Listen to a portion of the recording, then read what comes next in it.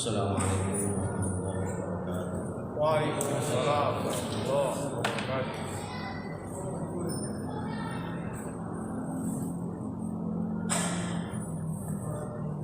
Alhamdulillah. Nahmaduhu wa nasta'inuhu wa nastaghfiruh. Wa na'udzu billahi min shururi anfusina wa sayyiati a'malina. Innahu man yahdihillahu fala mudilla lahu wa man yudlil fala hadiya lahu. Asyhadu an la ilaha illallah wahdahu la syarika lahu wa asyhadu anna Muhammadan abduhu wa rasuluh. Allahumma shalli wa sallim ala nabiyyina Muhammadin wa ala alihi wa sahbihi wa man tabi'ahum bi ihsanin ila yaumiddin. Qala rabbi shrah li sadri wa yassir li amri wahlul 'uqdatam min lisani yafqahu qawli, amma ba'du. Para hadirin kaum muslimin, hafizahumullah. Alhamdulillah, segala puji bagi Allah atas segala karunia dan nikmatnya yang telah diberikan kepada kita. Di antaranya adalah nikmat ketika Allah memberikan kesempatan bagi kita untuk melaksanakan ibadah, untuk melakukan kebaikan, dan kita bisa bersabar dalam melakukan ibadah atau kebaikan tersebut. Itu bagian dari nikmat dan karunia Allah yang telah diberikan kepada kita. Kedua, salawat dan salam mudah-mudahan selalu tercurahkan kepada Nabi Muhammad SAW yang telah berkorban untuk menyampaikan risalah Islam ini sampai kepada kita. Dan berkat pengorbanan beliau, maka kita bisa beragama, bisa mengetahui tentang risalah yang telah dibawa oleh beliau. Dan di antara cara kita berterima kasih kepada beliau adalah dengan memperbanyak membaca sholawat kepada beliau, dengan cara sebisa mungkin kita mengikuti semua hal yang telah dilakukan oleh Rasulullah, semua hal yang telah diucapkan atau disabdakan oleh beliau sallallahu alaihi wasallam. Para hadirin kaum muslimin, alhamdulillah, mohon waktunya sebentar untuk mendoakan Ketua Takmir Masjid Al-Falah, Bapak Siswanto, Siswa Martono. yang penting Ketua Takmir Pak Siswo itu sedang sakit kanker tulang, tapi sumber kankernya masih belum ketahuan. Maka tadi beliau sempat telepon saya, video call, dan mohon doanya kepada para jemaah, mudah-mudahan beliau segera dihilangkan penyakitnya dan bisa beraktivitas kembali. Dan beliau adalah orang yang rajin beribadah, dan mudah-mudahan dengan doa kita dan mudah-mudahan Allah memberikan kesembuhan kepada beliau dan beliau bisa beribadah kembali. Amin ya rabbal alamin. Para hadirin kaum muslimin, Allah, melanjutkan kajian tafsir kita. Kita sudah sampai di ayat ke-45 dari surah Al-Baqarah. Allah berfirman, A'udzu billahi minasyaitonir rajim. Bismillahirrahmanirrahim. Wasta'inu bis-sabri was-shalah.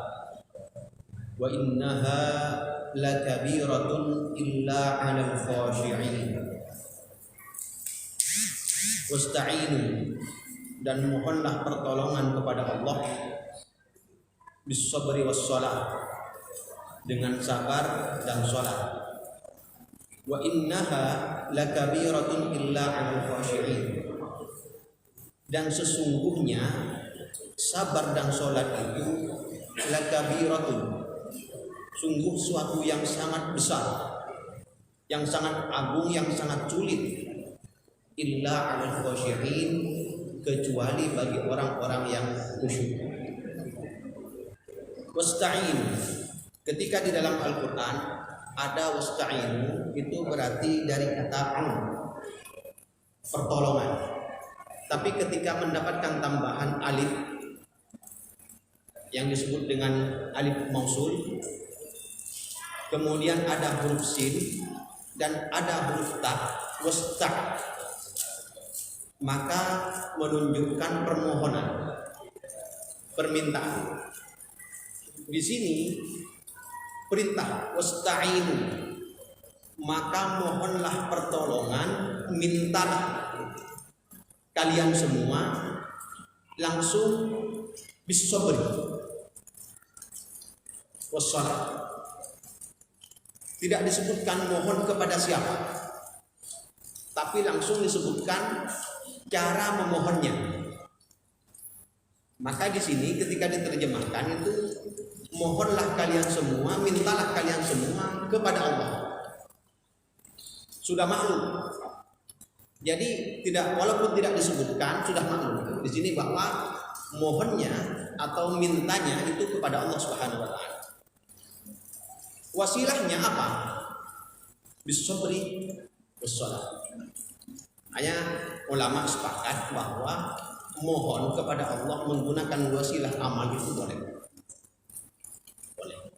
Dan itu dikisahkan dalam kisah 3 orang yang masuk ke dalam gua, kemudian mereka tertutup batu. Masing-masing orang menyebutkan amal solehnya, menyebutkan kebaikannya. Apa tujuannya? Agar Allah membukakan batu itu dari pintu gua. Di sini juga menjadi dalil wasta'inu bis-sabri was-shalah. Jadi ketika kita menghadapi apa saja dalam kehidupan kita, maka kita mohon kepada Allah melalui sabar dan salat. Mohon isti'anah, pertolongan dari Allah. Dan itu yang sering kita ulang-ulang dalam salat. Iyyaka na'budu wa iyyaka nasta'in. Ketika disebutkan hanya kepadamu, yakni Allah, na'budu, kami menyembah, wa iyyaka, dan hanya kepadamu, ya Allah, nasta'in, kami mohon pertolongan. Ini bahwa menunjukkan bahwa kita hanya beribadah kepada Allah dan mohon kepada Allah. Artinya tidak boleh mohon kepada yang lain secara mutlak. Kalau nisbi nggak apa-apa. Kita misalnya minta pertolongan kepada teman kita, itu berarti bukan minta tolong sama dengan minta tolong kepada Allah. Ada orang butuh bantuan misalnya, oke, tolong saya ini ada perlu, atau saya perlu ini, minta tolong. Itu minta tolong nisbi. Artinya kita ketika minta tolong kepada orang itu tidak mutlak minta pertolongan sama dengan Allah. Sama ketika kita minta pertolongan kepada Allah. Nah, ketika kita menghadapi persoalan hidup atau kita mau menghadapi apa saja, yang diminta itu adalah minta pertolongan kepada Allah melalui sabar. Dan ternyata 2 hal ini, sabar dan sholat, itu bisa menyelesaikan banyak masalah. Buktinya apa? Rasulullah itu yang dilakukan ini. Menghadapi apa saja, Rasulullah itu selalu sabar dan sholat. Apa yang dimaksud dengan sabar? Sabar secara bahasa itu dari kata bahasa Arab sabara. Ini artinya adalah al-habsu, menahan. Menahan diri kita, itu sabar. Itu secara bahasa. Secara istilah, as-sabru itu artinya adalah, atau maknanya adalah bersabar atau rela dan ridho terhadap semua ketentuan Allah, baik itu berupa perintah, larangan, ataupun musibah. Jadi ketika kita rela atau ridho terhadap semua ketentuan Allah, baik itu berupa perintah, larangan, maupun musibah, berarti kita sabar.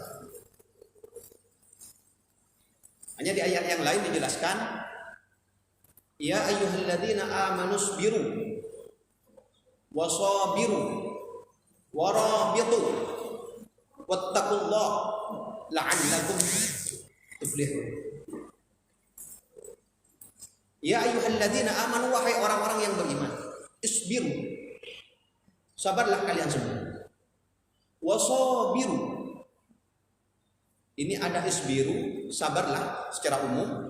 Kemudian ada wasabiru, dan pertahankan kesabaranmu.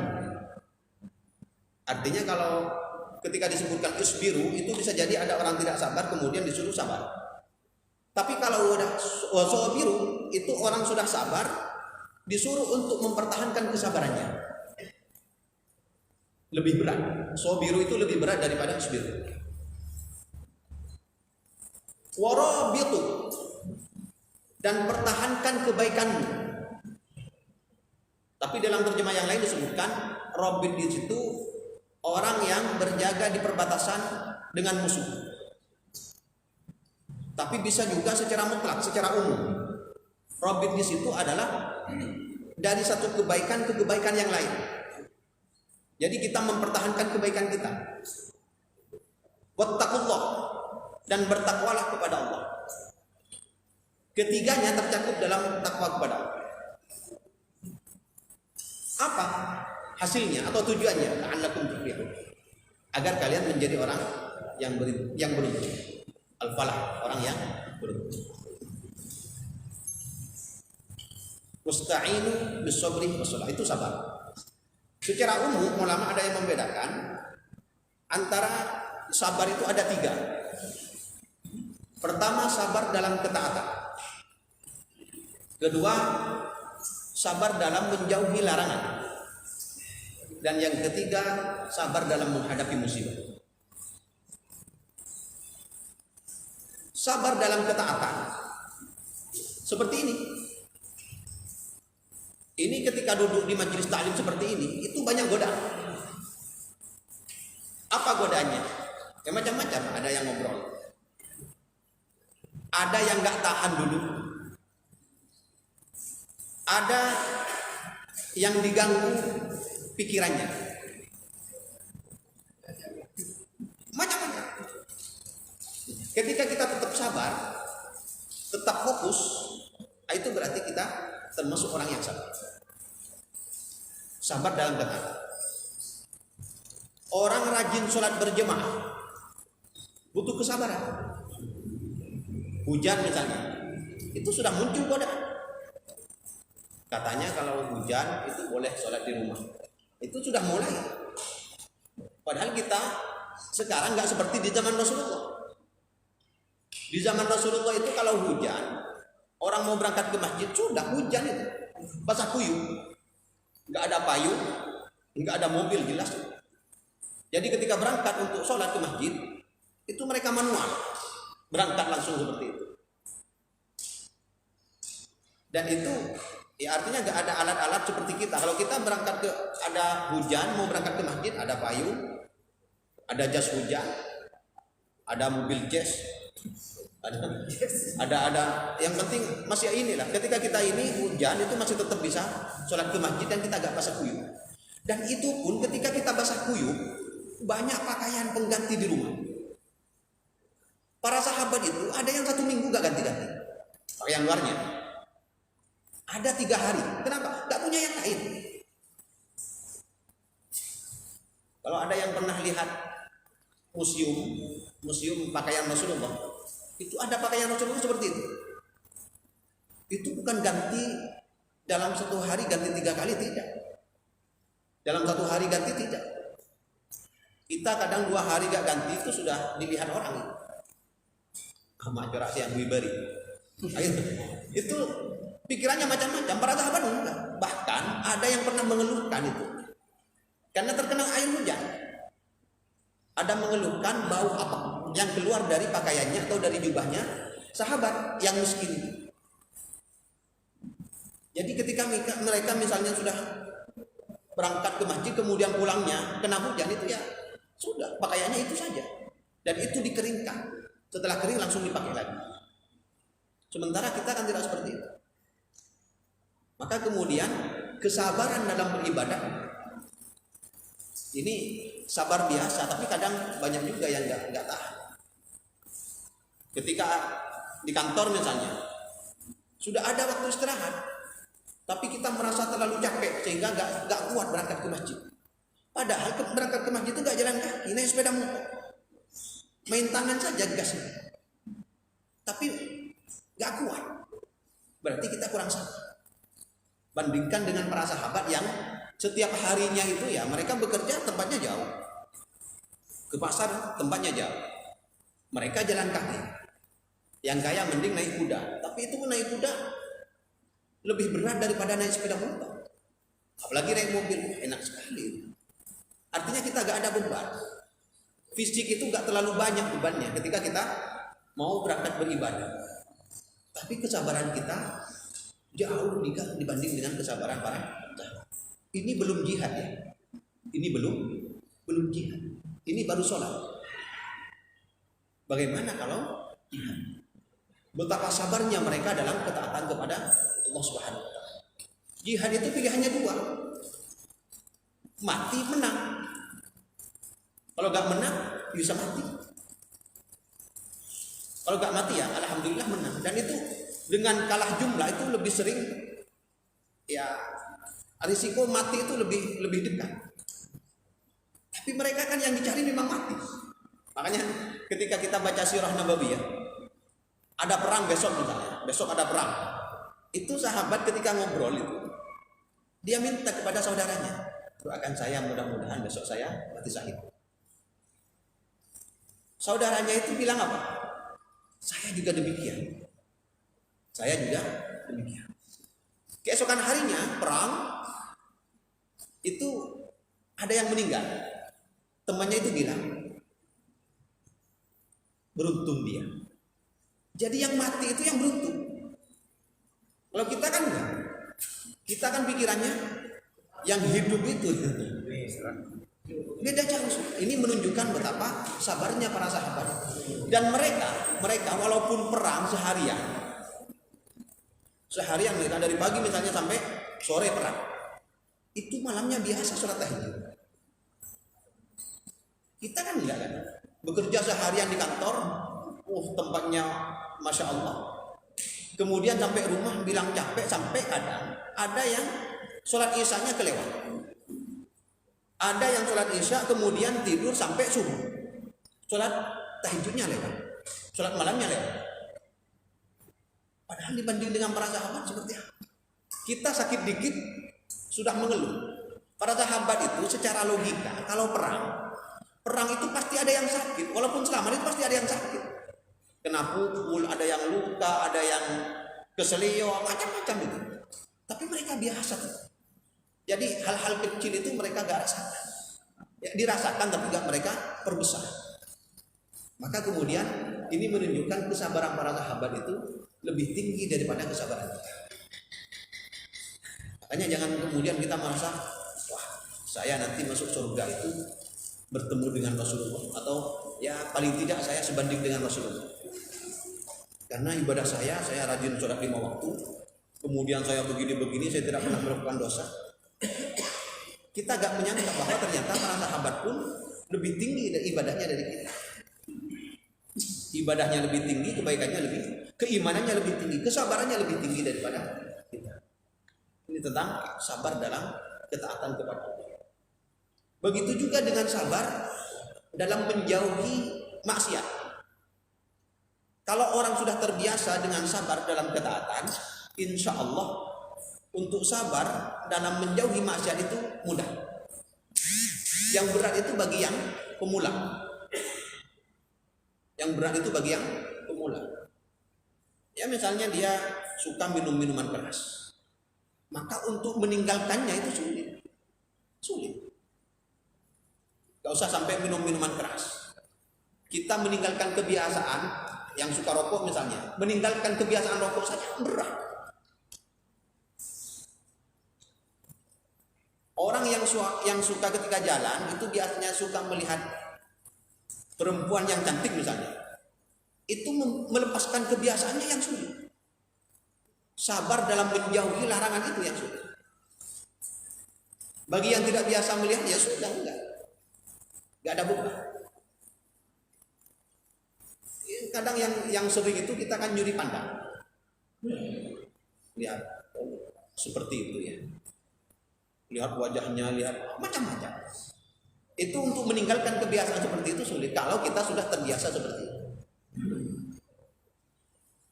Meninggalkan menggunjing kalau kita sudah terbiasa menggunjing itu sulit. Perlu kesabaran, menahan diri agar tidak menggunjing. Begitu juga dengan yang ketiga, sabar dalam musibah. Nah, biasanya ketika orang disebutkan sabar, itu ya korelasinya hubungannya langsung dengan musibah. Kita mengira yang musibah itu hanya sesuatu yang diambil dari kita. Padahal para sahabat Nabi ketika mendapatkan amanah itu juga dianggap musibah. Abu Bakar ketika ditunjuk menjadi khalifah, dia nggak mencalonkan diri. Bahkan sebisa mungkin dia menghindar. Tapi dia tetap ditunjuk sebagai khalifah. Karena itu tugas amanah, dia terima. Tapi beliau nangis. Di atas Al-Quran nggak ada itu. Kita nggak pernah dengar itu. Abu Bakar ketika mendapatkan ini amanah menjadi khalifah kemudian menyembelih sapi, misalnya menyembelih unta, nggak ada itu. Umar ketika menjabat sebagai khalifah itu juga nangis. Amanah itu mereka anggap sebagai musibah karena sekali tergelincir ya sama dengan ini. Kalau dia melakukan kebaikan untuk rakyat dia mendapatkan pahala banyak, ketika dia melakukan kezaliman kepada rakyat dia juga mendapatkan dosa banyak. Itu risiko orang yang memegang amanah jabatan. Makanya mereka perlu bersabar di dalam mendapatkan. Kalau kita kan menganggap musibah itu ya kalau kehilangan anggota keluarga, ada kemudian kita jalan, ada kena copet misalnya, itu kita anggap musibah. Astagfirullahaladzim, saya harus sabar, harus. Padahal itu hal kecil itu. Benar kita harus sabar, tapi hal yang seperti itu sepele sebenarnya. Ada hal yang lebih besar. Itu tentang kesabaran. Orang yang sabar bisa menghadapi masalah. Orang yang sabar bisa menghadapi masalah sebesar apapun masalahnya. Karena dia sudah sadar bahwa semua ketentuan, semua takdir Allah yang telah berlaku kepada dia itu semua sudah ketentuan Allah. Maka ketika ada orang bersabar ya sudah, dia akan menganggap bahwa ini yang terbaik menurut Allah. Walaupun menurut saya ini sesuatu yang menyedihkan. Usta'inu bis-sabri was-sabr. Dan sabar itu gak ada batasnya. Sabar gak ada batasnya. Makanya ketika ada orang mengatakan, ya dia selalu menggolimi saya, tapi saya sabar. Tapi kan sabar juga ada batasnya. Nah itu, ketika sudah sampai batas itu bukan sabar namanya. Ketika sudah sampai batasnya berarti bukan sabar. Tapi sulit. Kenapa? Sabar itu berkaitan dengan berkaitan dengan harga diri. Jadi ketika ada orang mendolimi kita, kemudian kita diam, itu kita dianggap wah nggak ada harga dirinya. Itu padahal perasaan kita. Berat. Sabar itu berat. Makanya kita mempraktikkan sabar saja dalam 1 minggu misalnya. Sabar dalam segala hal. Nah, itu insya Allah kita akan terbiasa. Tapi berat. Karena kadang ada hal-hal kecil di rumah, ada kejadian kecil kita ya karena manusiawi marah. Di jalan misalnya ada orang begini kok tak sesuai dengan pikiran kita. Ya karena memang setiap orang punya pikiran masing-masing. Ketika kita menginginkan A, orang lain menginginkan B itu sudah berat bagi kita, manusiawi. Tapi disitulah letak sabar. Ketika ada orang yang berbeda dengan kita harus sabar. Dan orang itu punya potensi masing-masing. Makanya kemudian dia minta pertolongan kepada Allah itu karena orang punya potensi masing-masing. Dia punya kelebihan ini, satu kelebihan dalam ilmu. Ini lebih karena punya jabatan. Ini lebih karena tampan misalnya. Ini macam-macam kelebihan yang dimiliki seorang itu. Ini ahli A, ini ahli B misalnya. Tapi di sisi yang lain, kenapa dia mohon pertolongan kepada Allah? Ya karena di sisi yang lain, dia punya kelebihan di A, dia bisa jadi punya kelemahan di B. Maka kemudian kita dianjurkan untuk mohon pertolongan. Nah, Allah itu maha segalanya. Allah maha segalanya. Maka kita apapun kekurangan kita itu bisa diatasi oleh Allah Subhanahu wa taala. Musta'inu bis-sabri was-shalah. Baru kemudian yang kedua was-shalah. Salat sudah maklum bahwa yang dimaksud salat itu ad-du'a. Salat itu doa. Tapi kemudian tidak lantas kemudian ada orang mengatakan, kenapa kamu kok ke masjid? Saya sudah sholat. Mana kamu kok cuma duduk-duduk dianggap sholat? Sholat itu kan doa misalnya. Itu bukan sholat yang, tapi secara bahasa iya, secara lugatan iya, tapi secara istilah bukan. Jadi ketika ada orang mengatakan saya sholat, cukuplah dengan ingat kepada Allah. Bukan sholat. Kenapa? Karena sholat itu sudah bahasa syar'i. Bahasanya sudah syar'i. Bahasanya sudah bahasa ada dalam syariat. Bahwa yang dimaksud sholat itu bukan hanya doa, tapi adalah perbuatan atau perkataan yang dimulai atau yang didahului dengan takbiratul ihram dan diakhiri dengan salam. Perbuatan atau perkataan yang didahului dimulai dengan takbiratul ihram dan diakhiri dengan salam. Itu yang dimaksud dengan sholat. Apa sholat? Yaitu yang takbiratul ihram, kemudian doa iftitah, kemudian Fatihah, kemudian surah, setelah itu ruku, setelah ruku kemudian i'tidal, kemudian sujud. Seperti itu yang dimaksud dengan sholat. Kalau yang disebut dengan doa yang penting ingat kepada Allah sudah sholat, itu bukan. Itu secara bahasa. Artinya salah. Jadi kok bisa ada orang punya masalah kok minta pertolongan kepada Allah melalui sholat? Iya, karena dengan sholat itu ya bukan kemudian lantas selesai, tapi kita kemudian ditenangkan oleh Allah. Karena ketika ada orang sholat berarti dia sedang bersama Allah. Makanya kemudian di ayat berikutnya, wa innaha lakabiratun illa 'alal khusyi'. Sabar dan sholat itu berat kecuali orang-orang yang. Nah, rata-rata di antara kita itu sholat itu ya kalau syarat dan rukunnya semuanya sudah sah. Ada perbedaan-perbedaan kecil dalam sunnah misalnya. Ya baca doa iftitahnya ada yang Allahumma ba'id baini, kemudian ada wajah tuh. Nah, itu perbedaan-perbedaan kecil yang tidak mengganggu sholat. Ada orang ketika tahiyat ada yang diam, kemudian ada yang gerak begini, ada yang begini. Itu perbedaan kecil, artinya tidak membatalkan sholat. Maka kalau ada perbedaan seperti itu, jangan sampai kita memaksa orang untuk sesuai dengan kita. Kalau yang seperti itu. Tapi kalau sampai batal sholat, nah itu baru kemudian kita punya kewajiban. Karena kalau kita tidak tegur, nah itu berarti kita dosa. Ada kemudian kita lihat sholat, ada orang sholat sunnah misalnya, tidak tumak ninah, nah itu yang sering itu tidak tumak ninah. Itu sama dengan orang yang tidak sholat. Kalau masalah khusyuk, masalah khusyuk ini bisa kita nasihati, tapi tidak otomatis kemudian kita menganggapnya berlebihan. Contoh, ada orang sholat di masa Rasulullah, ada orang sholat kemudian dia main-mainkan jenggotnya. Kemudian sabda Rasulullah, seandainya dia khusyuk, kalau seandainya hatinya khusyuk, la khasya'at jawarihu, maka kemudian anggota tubuhnya itu juga akan khusyuk, tenang. Artinya dia gak main-main. Ada itu. Saya pernah sholat di samping orang yang main jari. Ada seperti ini. Bukan berarti sampai nggak khusyuk.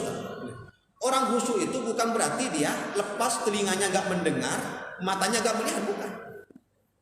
Dia tetap normal. Artinya makanya kemudian kita tidak boleh memejamkan mata ketika sholat. Bukan larangan kemudian tidak sah, bukan. Tapi kita tetap melihat, tapi lihatnya pandangannya fokus ke bawah. Ada juga yang ya kadang ya macam-macam yang dilakukan orang, dan memang itu godaan setan. Memang tidak membatalkan sholat, tapi itu bagian dari ketidakkhusyuan kita. Karena khusyuk itu bisa dilihat dari lahiriahnya. Jadi ketika orangnya tenang, kemudian kalau hatinya sudah tenang, otomatis anggota tubuhnya juga tenang. Tidak tolak-toleh. Walaupun tolak-toleh itu tidak membatalkan sholat. Orang menoleh Itu tidak membatalkan sholat selama ini tubuhnya tetap menghadap ke kiblat. Ada orang jalan agak jauh dilihat, dilirik, itu tidak batal sholatnya, tapi menunjukkan bahwa dia tidak khusyuk. Jadi untuk khusyuk itu memang berat. Ya berat karena memang kadang ada orang sholat itu cuman khusyuknya ya ada yang dapat 1/10, ada yang dapat macam-macam. Ada yang belum selesai misalnya dari wudhu, kemudian dia belum selesai, tiba-tiba ketika sholat Allahu Akbar, kemudian tangannya, bajunya nah itu juga bagian dari bahwa menunjukkan bahwa dia itu belum. Makanya kemudian di antara cara khusyuk itu di antaranya ini belum masuk ke sholatnya, di luar sholat sudah ada caranya. Ketika adzan dia sudah mendengarkan adzan dengan khusyuk. Kemudian dia berangkat ke masjid juga dengan khusyuk. Artinya dengan khusyuk bukan kemudian nggak melihat apa-apa, bahaya itu. Khusyuk kemudian lampu merah juga terobos, bahaya. Artinya khusyuk itu ya tenang hatinya. Saya mau sholat. Wudhu juga sama. Nah, maka kemudian ada juga anjuran tidak boleh membunyikan jari. Nah, itu sampai sekarang saya masih belum menemukan jawaban pastinya, cuman memang kita dilarang agar khusyuk itu tidak boleh membunyikan jari setelah wudhu sampai kita sholat. Apa? Ya barangkali jawabannya karena setan itu mengalir di aliran darah kita. Maka dengan begitu barangkali kita membebaskan setan atau iblis untuk menggoda kita. Kemudian pakai pakaian yang bagus. Tidak mesti mahal juga tidak mesti baru. Yang penting bagus, yang paling rapi. Pakai parfum, minyak. Jadi ketika kita mau sholat itu sudah bahwa kita akan menghadapi zat yang paling penting dalam hidup kita. Kalau bisa ya seperti kita mau berangkat sholat itu, mau berangkat ke masjid seperti orang mau kondangan. Orang mau kondangan, gimana orang mau kondangan? Ya pakai pakaian yang paling bagus, yang paling rapi, harum, dipakai semua. Orang mau sholat mestinya seperti itu. Kenapa? Karena yang kita temui itu zat yang maha segala. Kalau kita sudah seperti itu, walaupun misalnya sholat nggak pakai kopiah itu nggak apa-apa. Cuman kita menganggap, saya ketika ini ada membaca sejarah orang alim kiai yang sudah meninggal, itu kalau mau makan itu menutup kepalanya. Kalau nggak dapat kopiah dia langsung pakai koran atau apa, yang penting kepalanya ditutup. Saya baca. Kemudian ketika mau ngaji, saya lakukan seperti itu. Artinya ketika mau ngaji saya biasanya nggak pakai kopiah, saya pakai kopiah. Nah, malam harinya saya bertemu dengan ini, mimpi kiai ini. Saya mimpi kiai ini. Nah, ketika mimpi ya saya mendorong dia dari ini dia pakai kursi roda, kemudian didorong masuk ke pondok-pondoknya itu. Saya tafsirkan mimpi itu bahwa barangkali ketika saya mempraktekkan ini dia mendapatkan amalan dari itu, mendapatkan pahala dari yang apa yang biasa dia lakukan dan saya amalkan, karena saya hanya ibadah. Maka otomatis saya mendapatkan pahala. Maka ya seperti itu. Barangkali seperti itu penafsirannya. Tapi yang jelas ketika kita mau sholat kita harus fokuskan bahwa kita berhadapan dengan Allah Subhanahu wa taala. Itu berat. Makanya di Al-Qur'an juga sudah dijelaskan. Wa innaha lakabiratun. Kabirah itu berarti dia berat. Illa 'alal khoshiyin, kecuali untuk orang-orang yang khusyuk. Nah, khusyuk di sini bukan hanya dalam sholat. Khusyuk di sini adalah al-khudu. Orang yang hatinya sudah kepada Allah, sudah tunduk kepada Allah. Makanya di sini bukan hanya kembali wa innaha, huruf haknya itu bukan hanya kembali kepada sholat, tapi juga kepada sabar. Makanya di ayat yang lain wa idza ra'aw tijaratan aw lahwan infaddu ilaiha Itu kedua-duanya itu. Tijaro dan lahun. Tapi di sini kembali ke hak itu bukan hanya kembali kepada salah satunya, tapi dua-duanya. Begitu juga di dalam ayat ini. Wa innaha lakabiratun illa 'alal khusyi. Kecuali bagi orang-orang yang khusyuk. Ini kita kadang ya khusyuk di awal, di pertengahan ada godaan biasa. Kadang kita membaca ya terutama yang nggak paham misalnya, nggak paham Fatihah misalnya. Itu ketika imam membaca Fatihah kita mendengarkan, itu lebih sering kita menjadi dewan juri, menilai bacaannya imam. Ini tanwinnya kurang, ini ikhfanya kurang, ini huruf sinnya ini kok dibaca shod ini padahal sin. Itu lebih sering seperti itu kita, dan itu juga bagian dari godaan. Jadi walaupun itu kita mau membenarkan imam menurut kita di dalam hati kita, itu bagian dari cara setan menggoda kita agar kita tidak fokus pada sholat kita. Padahal kalau kita sholat itu masya Allah manfaatnya. Ini pernah baca juga di Sahih Bukhari itu, pernah dibaca di tempat ini, bahwa orang yang aminnya bersamaan dengan aminnya malaikat, ghufira lahu ma taqaddama min dhanbi. Orang yang bacaan aminnya berjemaah itu bersamaan dengan aminnya malaikat. Bagaimana aminnya malaikat? Ya pas dari waladhdallin-nya imam itu, kemudian imam juga membaca amin dan makmum membaca amin, di situlah. Tidak lebih, tidak kurang. Nah, ketika aminnya bersamaan dengan malaikat, maka dosa-dosanya diampuni Allah. Berarti kalau dosa-dosanya kita umur 50 misalnya, berarti sebelum itu semuanya dihapus oleh Allah.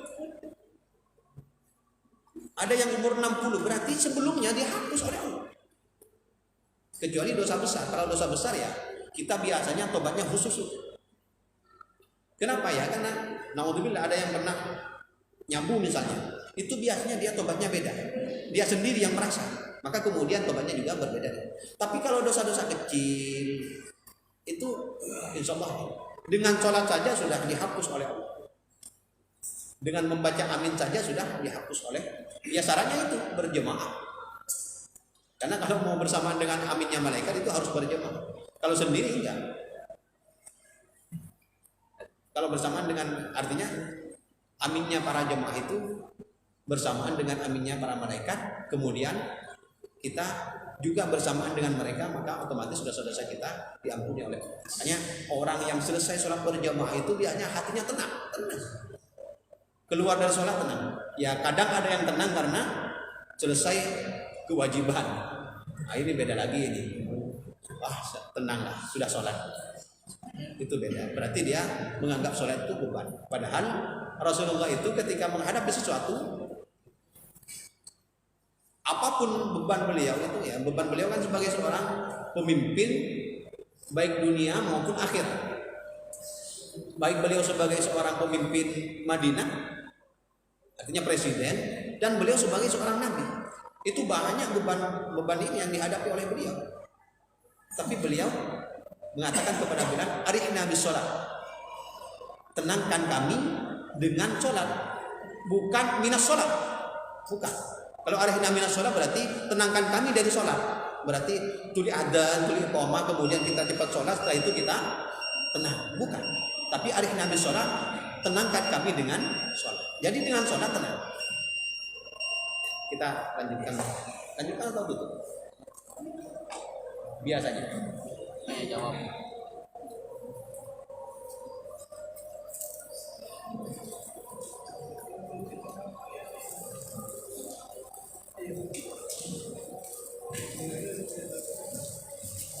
Allah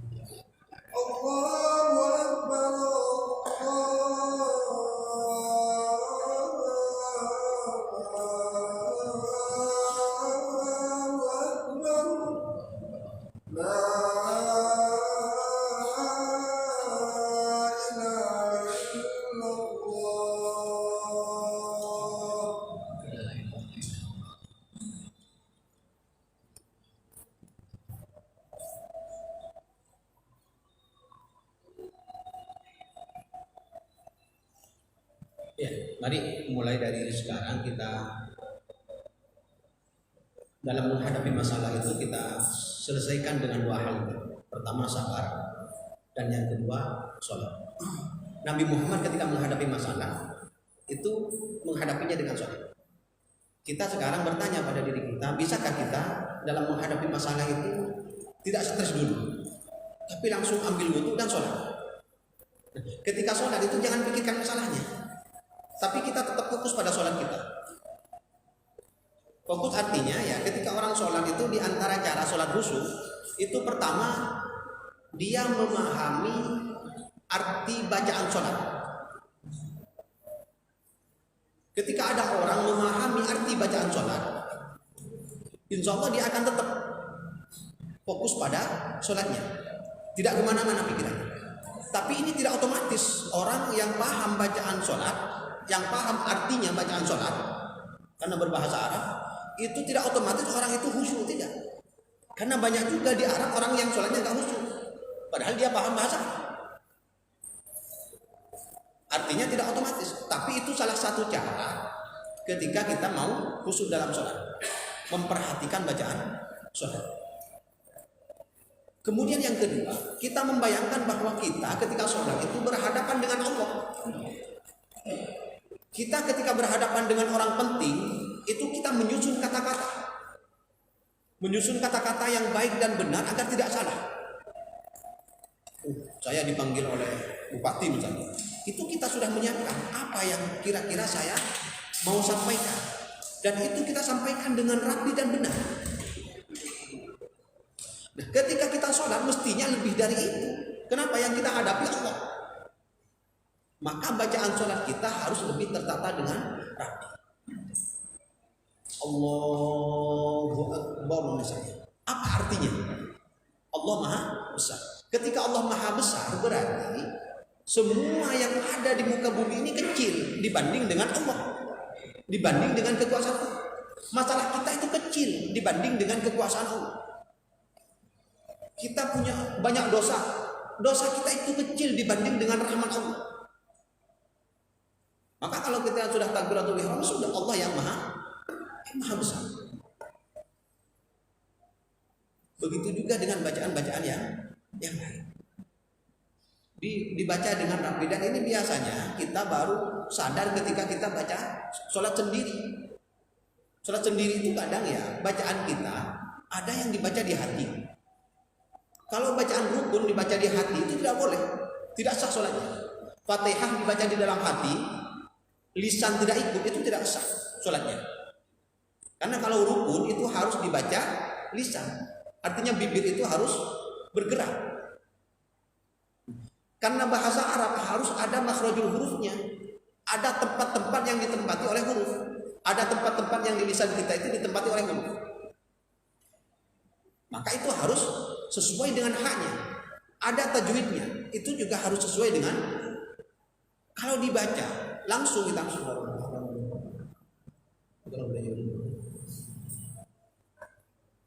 banyak, dan kayaknya banyak yang seperti itu.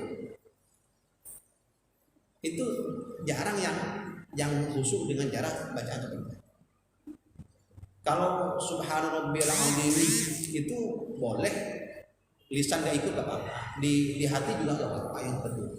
Tapi kalau bacaan Fatihah, kemudian tasyahud akhir dan takbiratul ihram, itu harus lisan harus ikut.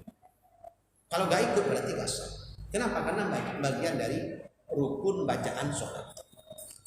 Kalau yang lain seperti doa iftitah nggak apa-apa, dibaca di dalam hati. Tapi sebisa mungkin yang namanya zikir itu ya zikir lisan. Itu kan ibadahnya lisan, zikir itu. Maka kemudian harus bergerak sesuai dengan ketentuannya. Jadi makhrajul hurufnya harus sesuai dengan. Ketika kita sholat sudah merasa berhadapan dengan Allah, ya sudah. Ketika kita berhadapan dengan yang maha kuasa, maha segalanya, kita akan tenang. Berhadapan dengan Allah itu merasa khusyuk. Dan orang yang terbiasa sholat seperti ini, itu biasanya tidak sombong. Tidak sombong. Ya karena dalam sholat ada ruku, ada sujud. Ketika kita sedang sujud, kita bayangkan bahwa wajah kita yang selama ini kita muliakan, kita jaga, kita hias dan sebagainya, kita jaga kehormatan wajah kita dari orang lain, sehingga ketika ada orang nyentuh atau ada orang yang nempelin kita langsung merah. Itu ketika sholat gak ada apa-apanya di hadapan Allah. Kita langsung mencium tempat yang biasanya dijadikan tempat kaki oleh orang lain. Ada orang lewat misalnya, di sini tempat sujud misalnya. Kemudian ada orang lewat, itu biasa. Artinya ketika kita sedang sholat, bagian paling mulia yang selama ini kita hormati, kita jaga kewibawaannya, ternyata kita langsung tunduk ketika berhadapan dengan Allah Subhanahu wa taala. Dan hanya kepada Allah. Tidak boleh sujud kepada manusia, itu tidak boleh. Kecuali atas perintah Allah. Makanya kemudian ketika Allah memerintahkan jin, iblis dan juga malaikat untuk sujud kepada Nabi Adam. Walaupun sujudnya sujud hakiki itu, benar-benar sujud, itu gak jadi persoalan. Kenapa? Yang memerintahkan Allah. Apalagi kemudian oleh orang-orang yang menafsirkan itu sujud penghormatan, bukan sujud sebagai penghambaan. Jadi ketika kita sedang sholat, hal yang paling kita hargai, yang kita muliakan ternyata ya harus kita tunduk di hadapan Allah Subhanahu wa taala. Nah, orang yang rajin sholat tapi masih sombong, berarti ada yang tidak beres dengan sholatnya. Ada orang yang rajin sholat tapi dia minta kepada selain Allah, itu menyembah selain Allah, meyakini yang selain Allah, itu berarti ada ketidaknyambungan antara sholatnya dengan kehidupannya sehari-hari. Makanya kalau ada orang sholatnya baik, maka insya Allah sholuhat syahiru amali. Makanya kemudian nanti di akhirat itu ibadah pertama kali yang dihisab dari kita, awwalu ma yuhasabu bihil 'abdu yaumal qiyamah as-shalah. Hal pertama yang akan dihisab dari seorang hamba di akhirat adalah sholat. Kalau sholatnya baik, maka yakinlah amal yang lain juga akan ikut baik. Tapi kalau sholatnya sudah hancur, sudah rusak, gimana sholat kamu? Oh, ini ada yang ingat, ini ada yang sedang nggak ingat, ini ada yang rukunnya kurang, ada yang itu yang lain amalnya juga bisa berkurang. Karena patokan utama seorang, terutama orang Islam, itu adalah sholatnya. Kalau sholatnya baik, maka insya Allah perbuatan yang lain juga akan baik. Mudah-mudahan bermanfaat dan mudah-mudahan kita bisa mempraktikkan setidaknya dua hal ini. Pertama sabar, dan yang kedua sholat. Khusus dalam Allahumma sholli. Assalamualaikum warahmatullahi wabarakatuh.